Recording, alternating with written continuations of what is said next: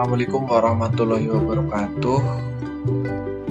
Salam sehat, salam bahagia untuk kita semua. Alhamdulillah pada kesempatan kali ini saya masih diberi kesehatan dan kebahagiaan tentunya untuk bisa berbagi, menyampaikan mengenai materi demonstrasi kontekstual visi guru penggerak sebagai salah satu tugas dari pendidikan calon guru penggerak. Saya Yusuf Kurniawan, calon guru penggerak Angkatan 1 Kabupaten Banyumas. Pada kesempatan kali ini mulanya saya akan menyampaikan mengenai penerapan inquiry apresiatif. Ya. Menerapkan inquiry apresiatif untuk mengidentifikasi potensi murid dan merancang strategi untuk menumbuhkannya. Saya akan mencoba melakukan perubahan di sekolah dengan perubahan yang saya beri nama sekolah hijau.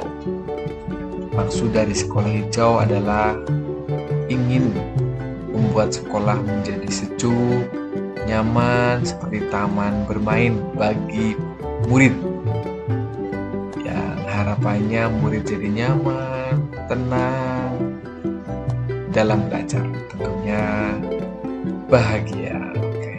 Untuk mewujudkan sekolah hijau, saya akan mencoba mengimplementasikan melalui tahapan Bagja.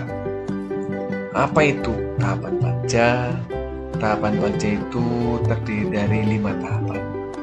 Tahapan yang pertama P, ya, Bagja P, buat pertanyaan. Kemudian tahapan kedua A, ambil pelajaran.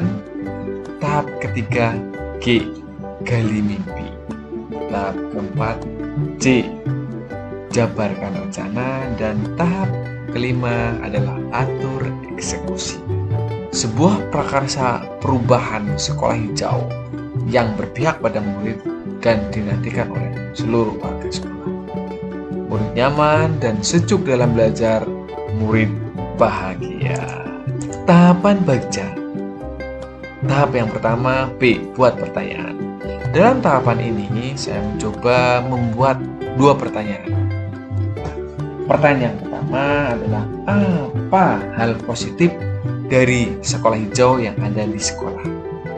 Ya, tentunya di sekolah saya di SD Negeri 2 Pengurang. Kemudian pertanyaan kedua adalah bagaimana pelaksanaan sekolah hijau yang berpihak pada murid di lingkungan sekolah. Nah, dari pertanyaan itu kemudian strategi yang ada yang saya coba ajukan adalah yang pertama, mengadakan musyawarah kerja sekolah untuk membuat desain sekolah hijau yang berpihak pada murid dan lingkungan sekolah. Strategi yang kedua adalah membuat program sekolah hijau yang berpihak pada murid dan lingkungan sekolah. Kemudian tahap yang kedua A, ambil pelajaran. Dari tahap ini pertanyaannya adalah yang pertama, apa manfaat sekolah hijau bagi murid, warga sekolah, dan sekolah? Pertanyaan kedua, bagaimana memotivasi peran warga sekolah untuk mensukseskan sekolah hijau? Dari pertanyaan itu, kemudian tindakan yang dilakukan. Yang pertama, melakukan observasi dan studi banding ke sekolah hijau, yaitu sekolah yang sudah menerapkan lingkungan sekolah hijau. Yang kedua adalah meyakinkan warga sekolah mengenai kebermanfaatan sekolah hijau bagi murid, bagi warga sekolah, dan bagi lingkungan sekolah. Tahap yang ketiga dari Bagja yaitu G, gali mimpi. Pertanyaan untuk tahap 3 yang pertama adalah apa dampak dari sekolah hijau? Yang kedua, apa yang diharapkan dari sekolah hijau? Yang ketiga, bagaimana perasaan murid, warga sekolah dengan sekolah hijau. Kemudian dari pertanyaan itu, tindakan yang dilakukan adalah yang pertama, melakukan studi literasi mengenai dampak dari sekolah hijau. Yang kedua, meyakinkan murid, rekan guru, kepala sekolah atau warga sekolah untuk konsisten dengan program sekolah hijau. Yang ketiga, mengajak murid untuk belajar di alam hijau terbuka, misal di kebun warga sekitar sekolah. Ya, itu tahap ketiga, gali mimpi. Kemudian tahap keempat adalah jabarkan rencana. Dari tahap keempat ini, pertanyaannya yang pertama adalah mulai dari kapan mewujudkan sekolah hijau? Yang kedua, bagaimana teknis implementasi dari sekolah hijau? Itu pertanyaannya.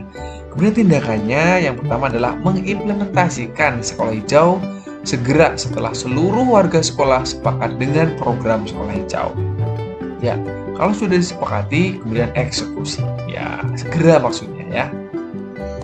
Kemudian yang kedua, saling memotivasi untuk menjaga konsistensi dalam mewujudkan sekolah hijau. Ya, konsisten ini kita saling memotivasi begitu.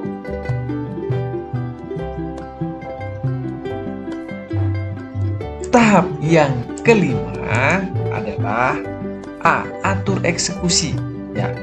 Tahap yang kelima, pertanyaannya yang pertama adalah siapa yang bertanggung jawab terhadap program sekolah hijau?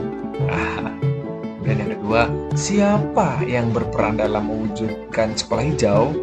Yang ketiga, bagaimana cara agar konsisten dalam mewujudkan sekolah hijau?